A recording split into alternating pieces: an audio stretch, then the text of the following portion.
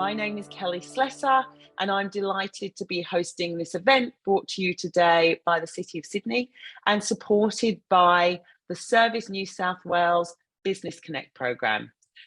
Before we start, I want to acknowledge the Gadigal people of the Eora Nation and pay my respects to elders past, present and emerging, as well acknowledging that we are all on different lands, and so acknowledge the traditional owners of the land of wherever you are in from today. And every week I say it, it's a privilege and an honour for me to be on the land and also to acknowledge it as well. So thank you. If this is your first Reboot session, you're 8 in. We've only got 1 left to go. This is going to be phenomenal. If you've been on this journey with me and with the speakers, we are on number 8. Welcome back, and thank you for coming back and taking time out of your day to work on your business, not in your business, which we often don't do. The Reboot is a series of 9 free business webinars developed in response to the pandemic to support businesses to recover, rebuild, engage and grow their customers and revenue. They're weekly masterclasses with some of Australia's leading business experts. For those of you that haven't watched them all yet, we've had some insanely amazing people on. We've had Justin Hems, we've had Will from Archie Rose, we've had Janine Garner, we've had Victoria Butt, we've had Taryn Williams. We've just had some amazing, phenomenal people talking about everything from digital to branding to influencers to how to grow purposeful brands. So I'm sure if you jump on the link that Rachel or Selvi has just put in the chat, you'll be able to go and watch those. So the link will be posted. There's 9 events in total. So we've got 1 more happening. The last one is next Tuesday, 12 to 1. And today's session is second to last, as I mentioned. Book your spot in, make sure you book in. Even if you can't make it, you can still get access to the recording. The link will be posted in the chat.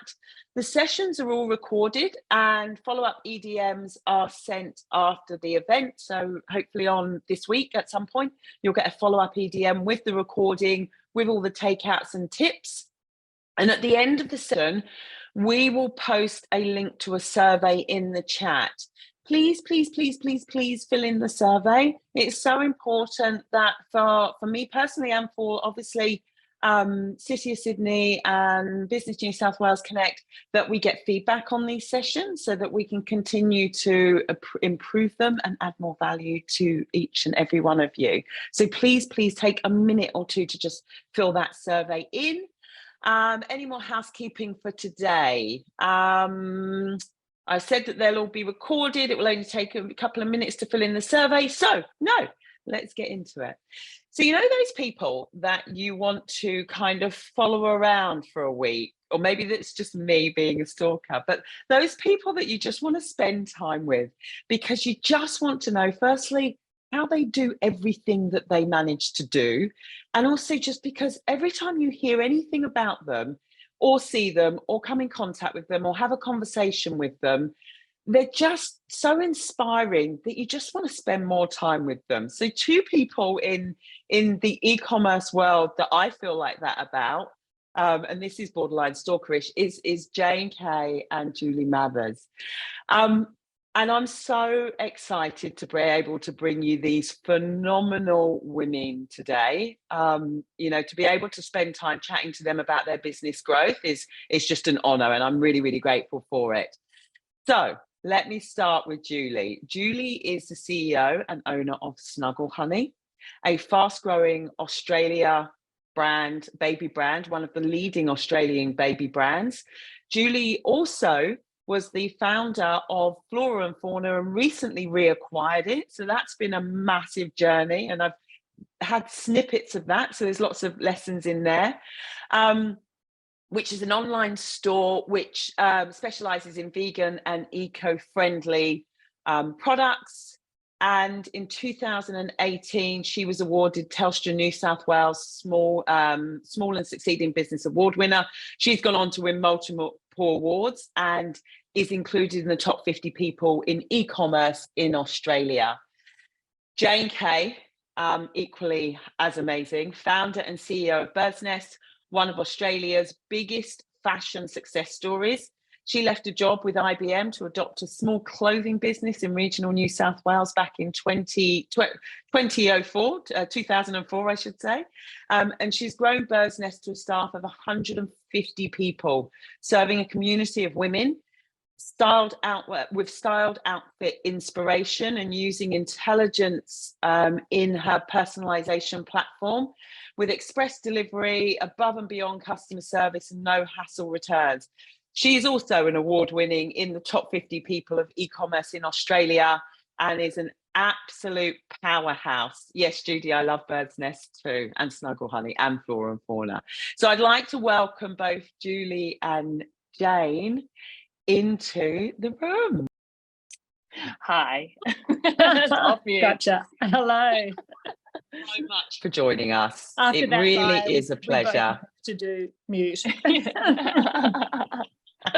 So good to be here. Let's get straight into it. So my first question, everyone wants to know the story behind both of you. So I might start with Julie because you're at the top of the screen at the moment. We'll switch around. But I might start with you, Julie. Just tell us your story. How did you get to where you are today? Oh my gosh. I'm like, how long have you got? I know Be exactly. here I'm for 2 like, hours. yeah, exactly. I'm like, okay, what's the short version? All right. Crikey. So look, I'm clearly not from these neck of the woods. So I grew up in the UK. I moved to Australia 13 years ago now. But basically, I'm big on purpose and values, right? So I grew up in the north of England with my mum and dad. Mum and dad worked really hard. My dad is 76 and he's a painter and decorator and still a painter and decorator.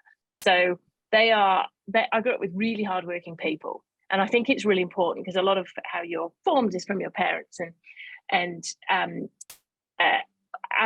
basically my values are kind of attributed to my parents, which is around hard work and you don't get anything in this life for free and being a good human and being authentic and all that good stuff. So I grew up there. I kind of developed my values and went to uni there. I did engineering, so go STEM, and then went into retail. I actually had 7 months in accounting, and I really didn't like that.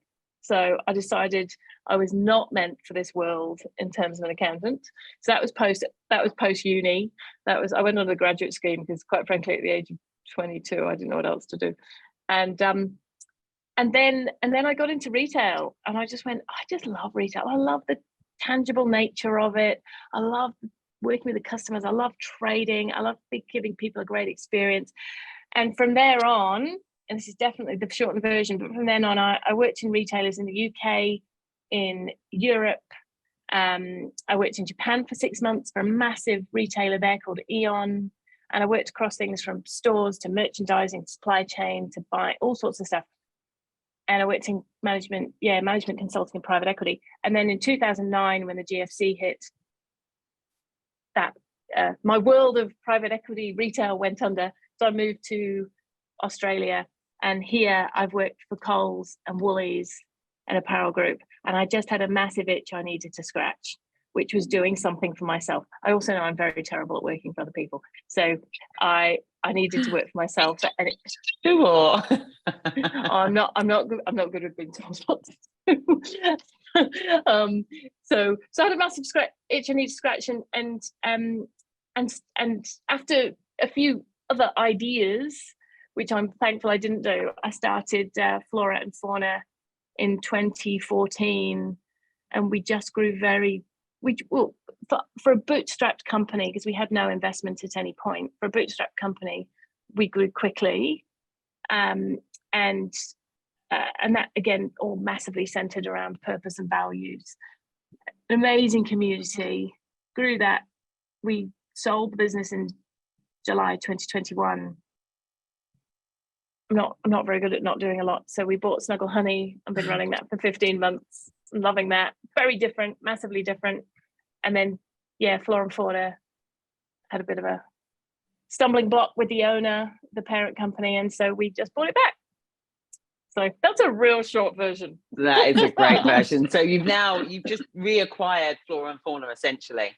Yes. Yeah. So we we teamed up with Health Post, which is an amazing New Zealand health wellness retailer. They're a B Corp, so really aligned from a purpose perspective, and we've teamed up with them. So we've bought it back. Not sure Amazing. hubby was. Yeah, Tom had a few things to say. Goes, really, Julie? really? Congratulations. Yeah, thank you. That's thank amazing. You. Good to be back. Jane, share. Oh, well, I mean, just listening, Julie, I mean, I know we go back a long way. We've been on all sorts of adventures and crossed each other's paths lots of times, but it is amazing to hear how much story else, to hear someone else's story and to hear the similarities of things that influence us. And certainly I grew up in a very entrepreneurial family, which was and hardworking, very influential. I think I just thought everyone grew up and run their own business. I thought that's just what you did. And so I guess my itch got scratched a bit earlier.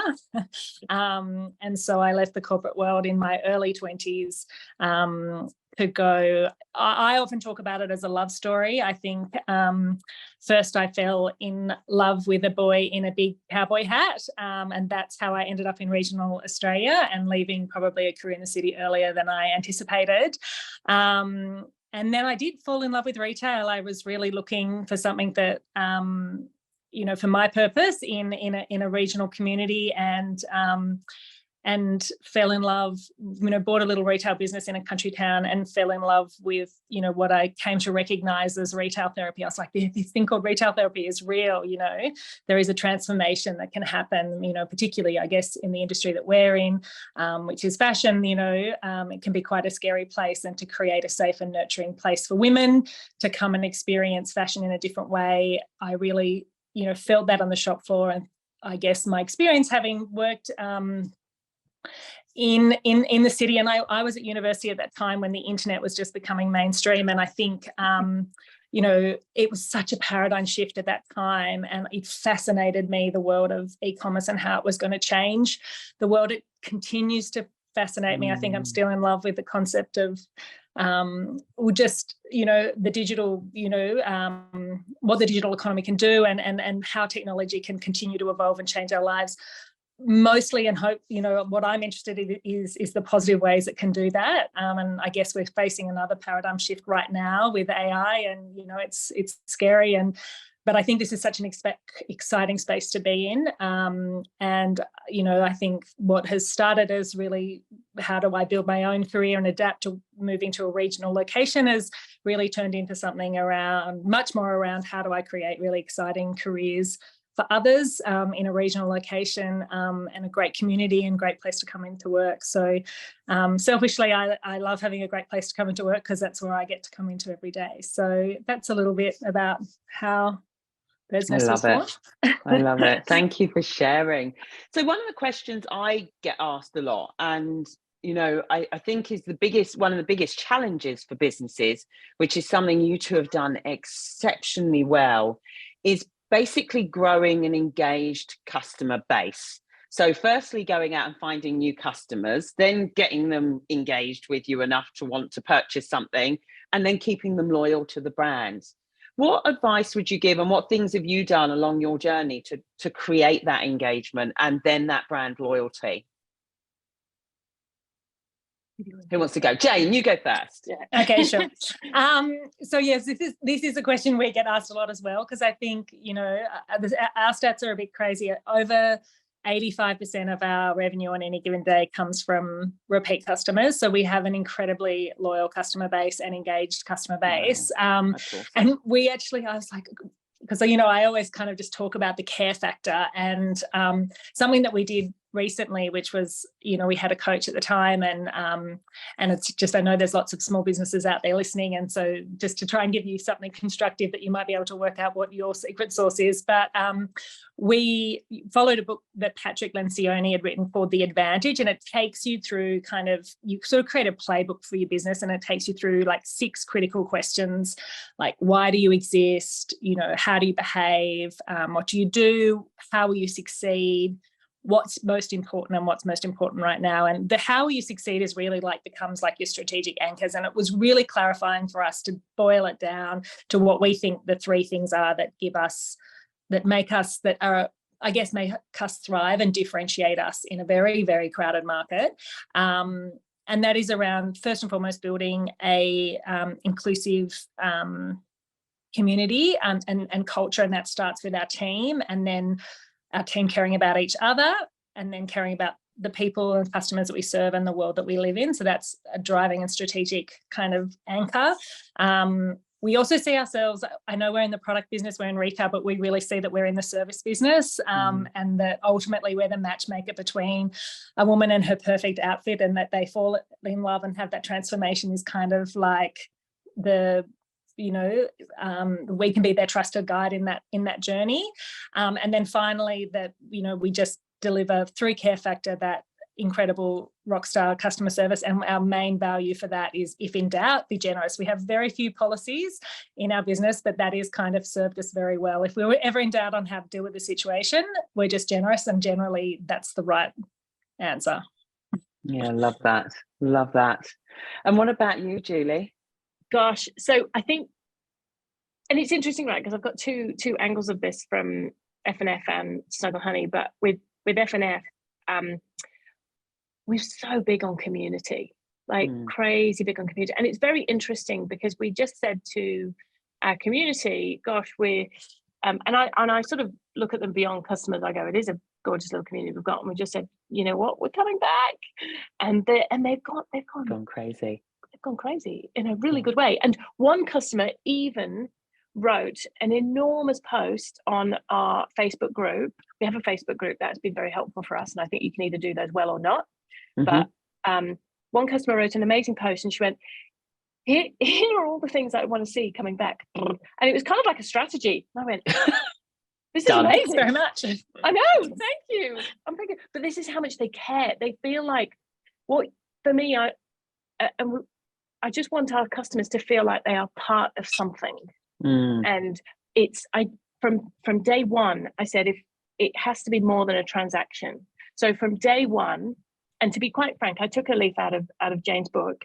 From day one, we put a handwritten note in every order, and we just made that experience wow. It just had to be, when someone opens up something from us, it had to be wow, and not in a, oh my gosh, look at all these things, just in a, geez, that's really lovely. Wow. The human touch. It's the human touch, because you don't have it much being online. You're not in a store having that human touch. So we did a heap around community. And the other thing that I think was, and I'll talk about purpose and values a lot, but when we figured out what our purpose was, which took about 4 years to really put it into words, because you don't really know. I think you've got to do a lot of doing to sort of get to that point. Yeah. But then when we figured out what the purpose was, we went, aha.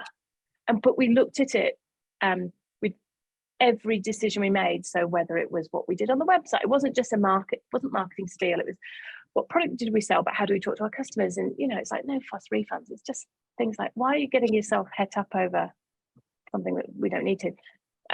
Who we work with in terms of partners, in terms of agencies, it's how we recruit our team. So our team are all recruited on values. One of the first things I say is, when I see anyone in an interview, I'm like, tell me about your values. And they go, what? What? And I go, as an example, these are mine. And we've kind of, so basically we build a community. And then we also we almost thought less about sales. Of course you do think about product and sales, but we thought about problems we needed to solve. Yeah. And that was really big for us with F&F, because now, we're eco-vegan retailer. There's heaps of problems to be solving in this world. So we said, right, let's put a recycling program in place. And we could have done something where we said, we will only recycle the products that we sell. But I went, but that's not really solving the problem. That's just basically helping us reduce our costs. So what about if we go, no, we'll recycle anything in these categories, but we'll recycle any brand, blah, blah, blah, blah, blah. So we really focused about solving problems, but also, and really importantly, bringing our customers on the journey and making, and just engaging them, because they are so full of ideas. Amazing. Exactly. Yeah. Exactly. They're ideas. They're the best source of anything you can ask for. So it's just bringing them along the journey. But I think it's not a switch you can turn on. It's just deep in your DNA of that's how you have to, and that's how, you know, Jane and Birdsnest do it. I'm a massive Birdsnest fan. Huge. Yeah, exactly. I love Birdsnest. But you know, it's a challenge, right? Because it is in your DNA. And I think a lot of small businesses think about it, but it's a tough thing to do, you know, to consistently think about that as well as everything else, you know, and you've almost got to make it part of a natural process. So I love, actually, when I think about some of the phenomenal women I know, and you two included, and what they've done with their businesses, that personalization touch has been absolutely a thread that runs through all of them. I think about Jane Lou when I worked with her. And I remember walking into the office one day and she was sat in the boardroom writing out handwritten thank you notes to every single, or Christmas cards to every single customer, handwritten. And me being the technologist was going, it's got to be an easier way to do this with technology. It really has. And they're like, well, no, this is what, and I get it. I totally get it. But I'd just like to know, so two questions. Sorry, I'm going off track a little bit because I'm fascinated. This is a great topic. And again, Justin Hems last week was talking about, you know, in times of economic downturn, if you can stand out on that customer service piece, you know, that's going to put you head and shoulders above the rest. So in terms of Snuggle Hunny, because that's a new business and you don't have the community there that you have with Flora and Fauna, what are some of the tactical and practical things you're doing to try and curate that community, to grow that same kind of loyal following? Right. Yeah, and no, you're absolutely right, because we've walked into a business where we've got to grow that, and there's a great following on Insta, which is good, but it's having I always call it deep roots. You got to have deep roots. So some of the things we've been doing, and some resonate, I've learned, some resonate more with customers than others. So over the last, but I'm very big on sustainability. So we just do things. We are putting deep roots in. So we're doing things like we've just become GOTS certified organic, which is actually quite hard to do, I have discovered, but we've just become GOTS certified as a brand, which is great. And that gives us, and not, being quite frank, not all of our customers really care about that in reality, but it is the right thing to do, so we've done it. But some people do care about that, so we've done things like that. We've also we have just started putting handwritten note orders, because we want them to have that connection with us. Something we have done, and I know this is a question coming up, but something we have done is we've been a bit more real with some of the content we put out there. So it doesn't have to be perfect, because speaking from experience, one of the most trying times of your life is having children, and it's the most beautiful time as well. But each and every child is beautiful, and we shouldn't be pushing people into saying this is perfect. So we've just been a bit more real with every child is beautiful, and you know me, I'm that's very important to me personally too. So we've done things like that. We've moved everything to be plastic free, and we're doing, I suppose, more on the e-com front. We're actually in the middle of a Shopify website upgrade. So we're on a current platform called Neato at the moment, and it's just not fit for what we need to do. So we're moving to Shopify, which actually we were going to launch today, and I suddenly had a bit of a freak out, but anyway, we didn't. So we've delayed it. How's it going? This will be a nightmare. But anyway, we've delayed it a week. We're going in a week. But it's some, I suppose, more practical things in there. We're putting in a rewards program that we haven't had before, because our retention isn't as good as it should be.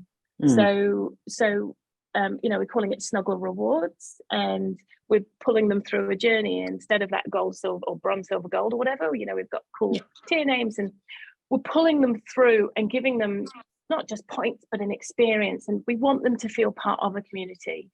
And then we've also talked about a Facebook group as well. Yeah, because it's a mum's community. It's perfect for it. It really is. Yeah. If you do it right. Yeah, that's the challenge, right? That's the big challenge. Yeah. Can I just do a call out? So if you have questions, we will get to questions at the end, and it's awesome that you have questions. Can you please do me a favor? Can you not put them in the chat? Can you put them in the Q&A? Because otherwise Selvi and the amazing Rachel have to copy and paste them across. So if you can help those girls out and just put them in the Q&A, that would be awesome, and we will get to them at the end. So Jane, question for you. What have been some of your business growth challenges, and how have you dealt with them? Oh, well, I mean, it's been a while since we were growing at the pace that was frightening. Although COVID put a little twist on that. But I mean, I think at that those early stages when the business was kind of doubling in size, 3 years consecutive kind of time, I think that's when I really, it was a huge leadership challenge because the team was growing really, really quickly. And my lessons were all around, that culture eats strategy for breakfast, really. And that, we made a lot of mistakes at that time, just not doing the things like hiring to your values and really inducting people on the things that were important in your business. So I think that learning that early has been very good for me in terms of understanding that, my key role is to be the champion of the things we believe in, and, if you like, nurturing the soil for our team to grow in, to then handle any challenge that comes along. Because I think, it has very much been a long distance race for me. I've been married, I think this business is, heading into 20 years. I've been in retail in the same business, in the same long distance relationship. It's a bit like a marriage. I think you go through stages where you're completely in love, and then other times when you just want to go, how did I get here and who are you anyway? And so I think, a lot of the challenges that you have when you're running a small business or a business is, they happen up here, and there's not much that can't be worked through or resolved, or, but it's in what state you're in to cope with that. And so I've learned definitely along the way that any challenge is smaller after a big sleep. And I think one of our core values of our bird song at Birdsnest is nurture. It's kind of the foundation piece that says, look, we honestly do have to do that thing where we put our oxygen mask on first before assisting others, and we really encourage. That's a huge piece in our business is to remind us to encourage our team to work out what nurtures them. So I think as a leader, sometimes you really have to tame that inner cricketer. I'm actually being coached for the first time in a lot of years just recently, and I can't believe that there's still, really limiting beliefs that I've been blindsided by, that I'm like, oh my gosh, wow. Like, I can't believe after I tell everyone, I go to schools and talk to kids about just be careful of the paradigms you create for yourself and what you believe and whether they're helping you or not. But I think that can still, blindside us even further on in our career. So I think, always having a good cheer squad around you when you're running a business is a really good thing. As well. And, I always say if you can work out how to get still enough, whatever that is for you, and access some of that kind of inner strength and wisdom, you can pretty much get through any challenge, because you need that. You need that in business. Yeah, I love that. I totally agree. And the cheer squad to me is so super important, because you need that when you don't believe in yourself, and we all have those moments where and it can't always be your partner, unfortunately, although Julie and you and Tom work together, so he just tells me to take a teaspoon of cement. So I'm like, hey, you'll be right, mate. Sometimes, you'll be right. And sometimes that's what we need. And sometimes we actually need someone to kind of coach us through it and give us that, that that's kind of tough. really kind. Yeah, that's shit. That's not good. Julie, what about you? Yeah, what was the question again? Tell me the question. Sorry, I probably answered it completely. Growth challenges. So major growth challenges. So let's talk about Snuggle Hunny. What in you're growing this new business, or your new baby. What have been what are some of your growth challenges, and how are you working through them? So I think to start with, at F&F, I knew it inherently, because every decision was kind of almost me. Well, it was. So I just knew the business so well. It was a lot easier to do stuff because it was quite natural and intuitive. we've been learning a business, and you have to take all of your blinkers off and all of your assumptions off, because you can't make assumptions. And being quite frank, we definitely did. Like, we came in and we went, oh, yeah, a great one is the GOTS certified. So I'm like, surely everyone's organic. No, but we do it because it's the right thing to do. But you have to learn, you've got to take it all. These are the things that I've been looking at, is going, right, we've just got to talk to our customers. So I'm big on talking to customers. And we have stockists. We've got 1,000 stockists around the world that sell Snuggle Hunny, and I talk to them on a regular basis. I have a focus group that I talk to about packaging, because I need to understand from their point of view, because selling online versus in a store is so different. And they're amazing, and they give me an enormous amount of feedback. And I do that because I want that feedback. So I'm massively hands-on. But the challenge for us has just been going, we've got to understand this business, and we don't have 7 years of knowledge. That we've got to learn, that we've got to understand this really quickly, and from the products that work. And there's so many nuances with every business. So I think that's probably not necessarily a growth challenge, just kind of a challenge with picking up a new business. Yeah. That I mean, it's most definitely not easy.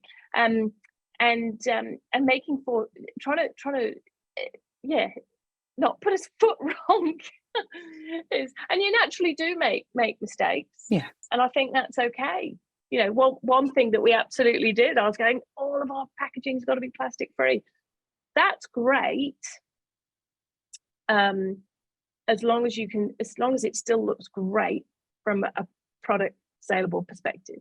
But if you're compromising on that, then so we're now going through and retrofitting a couple of decisions there. So, and I think you've got to be really, I think I put this on someone's post on LinkedIn the other day. When you do this, if at any point you think you're pretty awesome and your ego gets ahead of you, then you'll come down with a pretty sharp fall.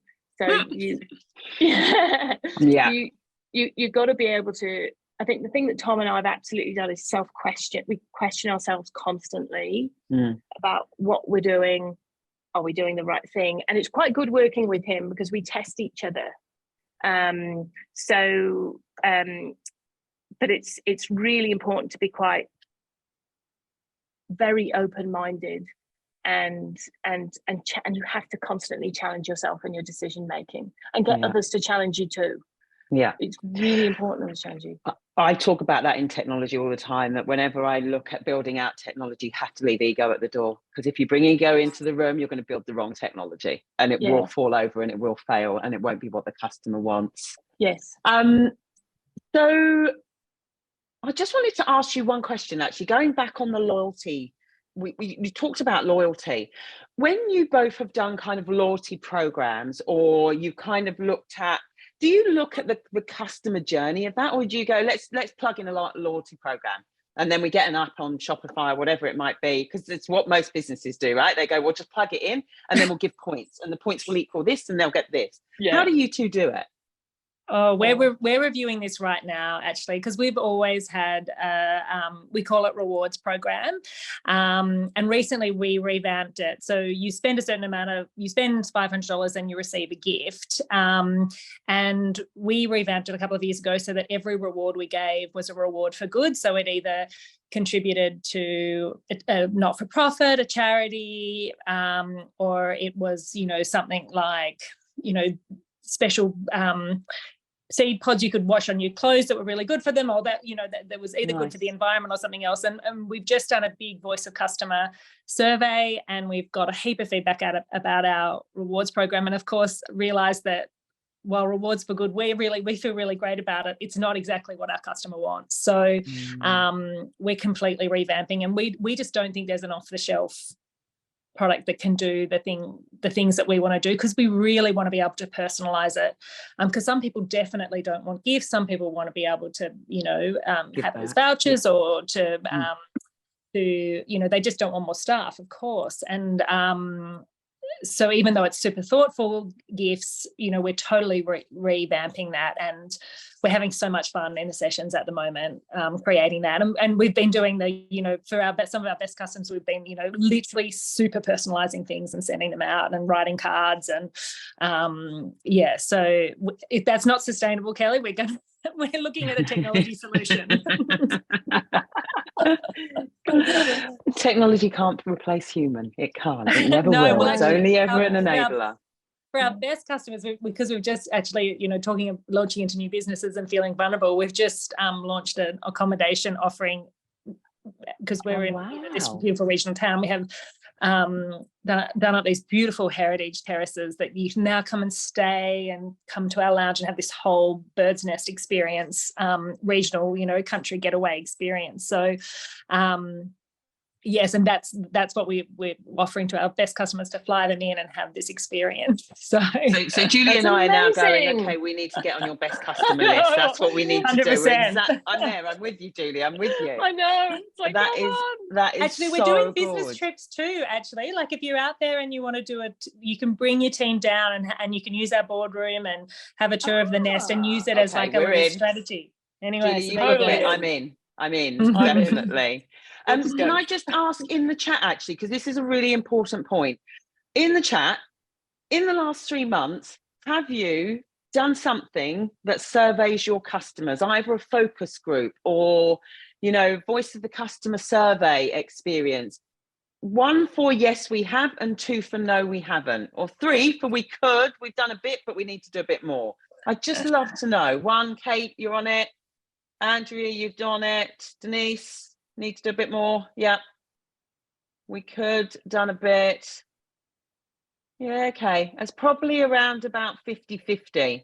So for those of you that are on the 50% haven't done anything, I would advise you, 1 actionable insight you can take from this call: go and survey and talk to your customers. It's definitely something I've already written down. Like, I'm taking notes here, so it's something I've written down to think about this week. Jane, actually, just talking about regional, that's a really good segue into, you're based in a region, in regional New South Wales. What are some of the challenges you face around that? Oh, you are as well, Julie, aren't you? But less regional. Less regional, yeah. Yeah. So, yes, for those of you who don't know BirdsNest, we're in Cooma, which is about an hour south of Canberra on your way to the snow. So it's a town of 6,500. So not a huge town, although I guess, every region is different in its kind of uniqueness, and it has unique either natural assets or infrastructure. And I guess Cooma has been a lucky place to do retail.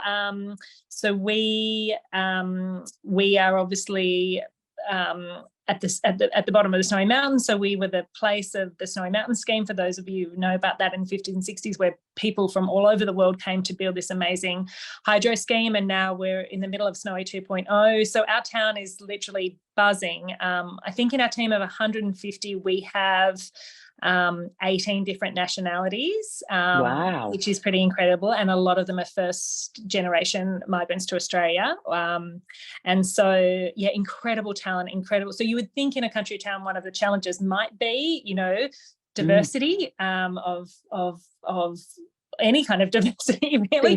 But we have actually just got the most amazing cultural and age and ability diversity in our team, which I feel incredibly grateful for. So Cooma's, like, each region has its lucky things, and I think that's been our lucky thing, as well as, for running an e-commerce business, you really need to get those parcels out quickly. And we've been lucky to tap into Cooma's actually in the Australia Post Express Post network for Canberra, so we can overnight to any capital cities. And when a girl orders a dress today, she really wants it tomorrow. So that's been critical to our growth. And I know that's a challenge for a lot of other regional businesses that are not able to access such good postal freight sort of infrastructure. But yeah, we've been really lucky. I mean, we don't have a university in our town. Less than 10% of our team are actually tertiary educated, but they seem to do an amazing job at innovating and,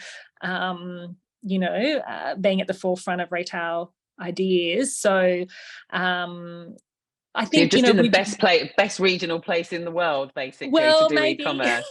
maybe, and I guess, we it is unusual to, we have our design team there, so you can be in Cooma, you can be a fashion designer, a digital marketer. We've got I sit in with the software engineer team, so all happening out of Cooma. I think we have 4 remote team workers, and quite a few of those are actually in other regional towns. So right, yeah, so incredible. Right. That's amazing. So it's almost like you knew what my next question was going to be, because it's a really nice segue into the diversity and inclusivity. So Julie, you're obviously hot on and very focused on and very committed to, and you drive a lot of change in our industry around diversity and inclusivity, but some for obvious reasons and some for not so obvious reasons. And what are some of the things you've implemented, or some of the things you're doing to really kind of, I suppose, push that agenda forward? Yeah, so no, it's super important to me. So for those who don't know, well, it's just super important anyway, but it ramped up a bit more. My child, 4-year-old, has Down syndrome, and I've learned a lot from him in terms of how not inclusive this world is, and we need to be better. And I've always felt that, quite frankly, we can't wait for governments to drive change. So we've got to drive change through businesses. And if we can run better businesses, we can have such a lot of impact, because we are talking to thousands of people every day. So that's just a bit of the background of it. So at FNF, really, we did an enormous amount. Over 20% of our team lived with a disability. And disability is quite a wide, inclusive thing. It could be physical, it could be intellectual, it could be, mental health. There's all sorts of things that, and you'd be surprised at how many people do live with a disability. 18% of Australians do live with a disability. So we made sure that we were representative of society. And it really, in terms of having, because I think this, again, can't be a marketing tool. It's got to be, you've got to live it. And so in doing that for us as a team, it created a really rich team, a really rich culture, and people who, like, the impact on people's lives is quite significant, actually. So we did that. Can I just jump in there? Yeah. Sorry, Julie. How do you actively go out and recruit? So how do you make sure that you're getting enough people to ensure that you've got that good, diverse mix? So for us, it was probably a little bit easier, because I think of the brand we were really kind, inclusive brand in general. So literally everyone who we employed came to us. Right. Yeah. Yeah. So for us, it was. However, if you are not in that space, we worked with one company called, I think it was Nova Recruitment. So and we worked with them, and they had a caseworker who came in to help the team member sort of integrate into our world, but also help other people understand their I suppose challenges, etc., and how they are as a human. Yeah. So that it's a two-way street here. So we worked with them, so that was really good. And there were a few folks around there like that. And yes, we've had that experience. Have you had that? Yeah. Yes. Quite a few times. We found it pretty good, and we did some internships as well. So we worked with Scope, to do some internships. This is a bit of a while back now. So we've done that. Other things we've done, and this is, I'll move through this quickly, but at Snuggle Hunny, we've just been a little bit more diverse about the models we use. So basically we've been more diverse. So we look at all abilities, but also all cultures, and and put things out on social media. So we got this gorgeous photo through. It was actually our warehouse manager's niece, and she has a rhino brace, because a lot of children have hip dysplasia. That's it. I'm glad you said that. My words. My niece had it. Yeah, it's about 1 to 2% of children. Anyway, I just thought, and she was wearing a Snuggle Hunny outfit, and she had this cool rhino brace on, and I went, right, we must post this. And it has been amazing how many people have come on and gone, I had a rhino brace as a kid, I'm 29, I'm fine, or my child has it, or and it was really, I was talking to Kane before, our warehouse manager, and who was saying his sister-in-law is crying at the feedback, in a good way, at the feedback she got about it, because it's kind of really helped her, because she's going through a challenging time of going, hang on, what does this mean for my child, and so forth.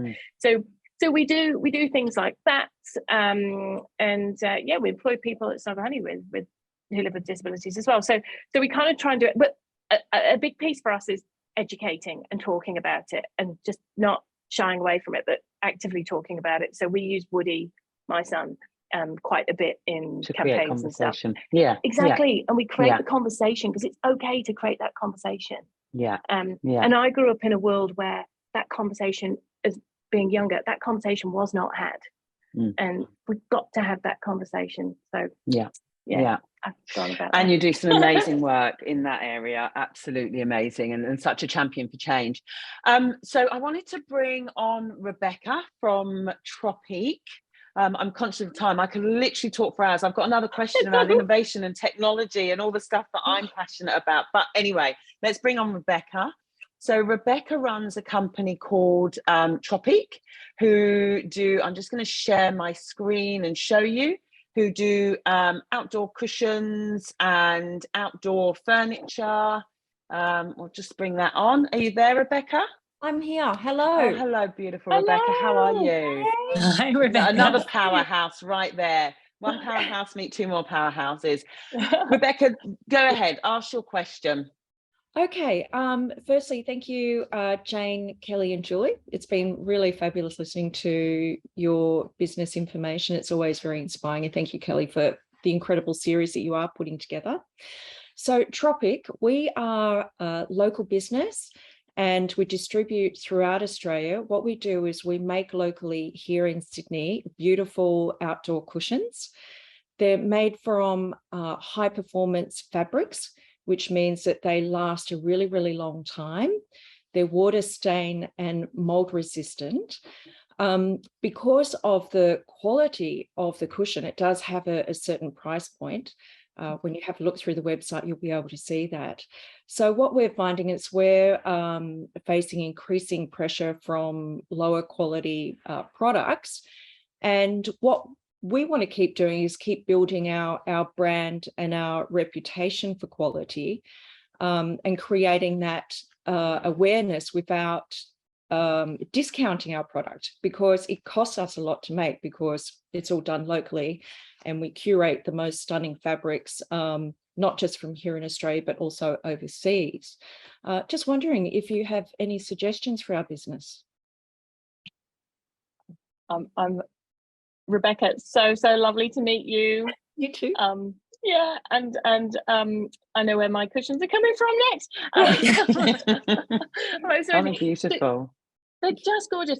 So I do have a few thoughts, and I'm someone who goes, don't offer advice because I don't know your business. I'm not in your business, but I can give you some thoughts about maybe what I'm thinking.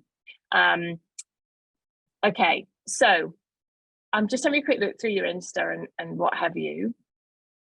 So in hearing you talk, some of the key things that make you different are made in Australia, which is amazing, and also the quality. Would that be right? Yes. Yeah.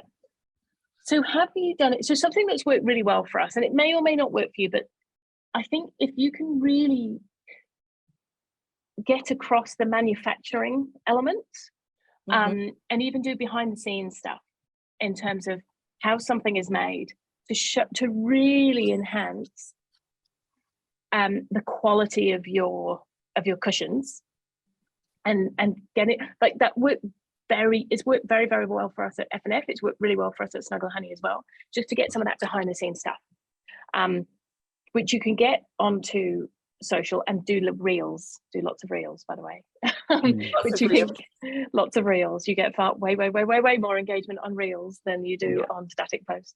But if you can get that, and if you're happy to get it, because not everyone's happy to do it, but if you're happy to do some of that more behind the scenes stuff, and you can get that into some great content, which you can put onto Pinterest and Instagram and in ads and such and so forth. It's a great way to tell your story, because you need to tell your story, because you need people to know why your cushions are amazing. Yeah. And to add to that, I mean, I when I landed on your site, I really got the sense that they were beautiful, beautiful cushions. And so I think your storytelling is really good in a way. And this would just add, like we've just done a meet the makers type concept. People want to know where their things are coming from, and people who are prepared to pay a little bit more really want to understand that. And the Australian made story, we make 50% of our stuff in Australia as well. Is a really strong one. I think something that could also maybe make your offer a little bit stronger, and this is coming from my first lesson in retail from my aunt who'd worked selling shoes all her life, and she was like, Jane, the last interaction you have with a customer is their return, and I noticed that your returns, that you're not able to get a refund with you guys, and I think that that's something that would be, and I know there's lots of reasons why that can be super expensive, but it would be something to look at. Something that we launched recently was a change room concept where we literally say, look, we know you're not going to get it right first time. Use the sort of, buy now, pay later. We partner with like Zip to say, buy all the things that you like, buy the 3 pairs of jeans in different sizes so that you can get it right, and then send back what you don't need. And I think when you're putting a outdoor area together or a room together, you might want to try a few cushions and then see if it works and be able to send back what doesn't, or that kind of thing. So maybe having a more generous returns policy might show the confidence that you have in the product, and also be a real converter for customers who are going, oh, I'm just not sure, it's a lot of money to pay that if it's not quite right, I can't return it. That's good feedback. So one of the things that we do offer is a free styling service. Yes. Often when someone is putting together a color design for their interior, their exterior, they actually reach out to us, because it will be, like you said, quite an investment in the product, and they will probably require, at least 5 to 12 cushions to create that particular look that they're after. So what happens is they reach out.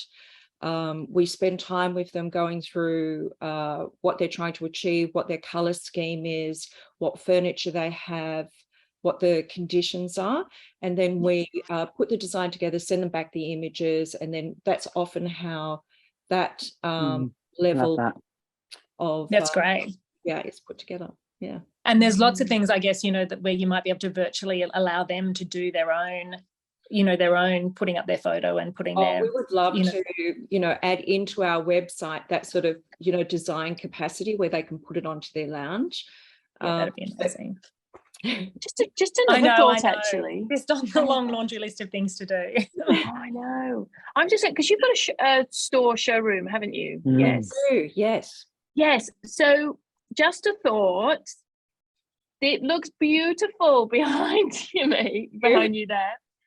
Could that's content. I just look at that and go, there's so much content right there. And if I look at your Insta, I don't see that. So could you morph some of that in to really create that? So people realize that you're an Australian brand, but not just you're an Australian brand, it's made in Australia. And I think there's something that you could do around that. And also, you talking about these cushions, and it's quite powerful. We just love it. We've done some reels, and the most popular series was actually how to clean the reels, which was quite a bit of fun, actually, doing it. So we do enjoy it, and thank you. That's really good encouragement to keep trying to bring that in, because we do love this product and we're so passionate about it. And so that's really good feedback. Thank you. You just need to get on more stages and get it out there more. Now look, I'm conscious of questions. Thank you, Rebecca, for sharing. We really appreciate it. I'm conscious of answering some questions. I could literally go on for hours listening to you guys. All right, let's go with Paul. So Paul asks, how do you keep up with the personal touch, handwritten notes, for example, as you grow?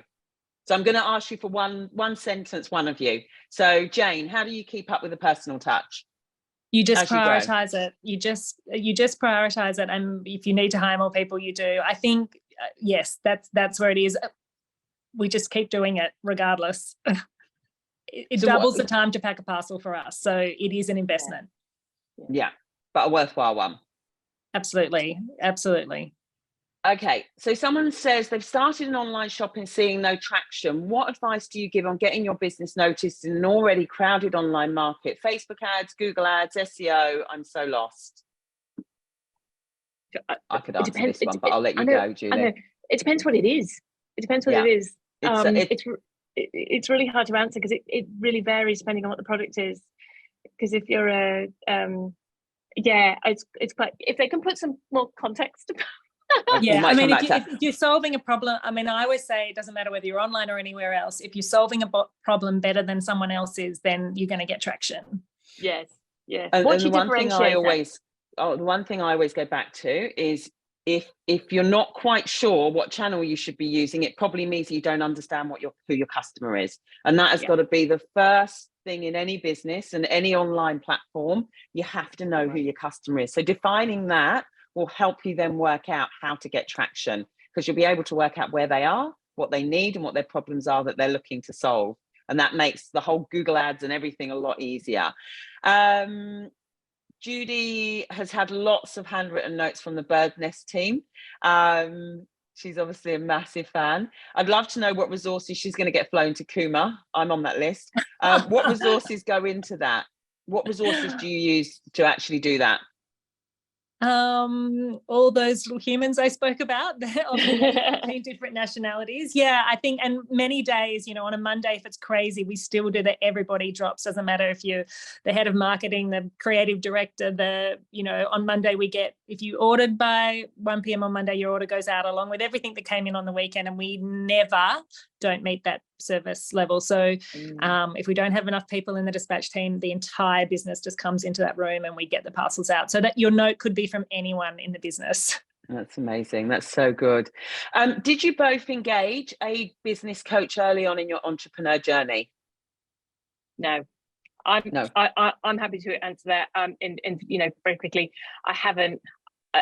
For me, I think it really depends on who you are as a human. For me, I have a really amazing network who I can pull on for different things, but I'm not someone who's very good with mentors, but that's just me.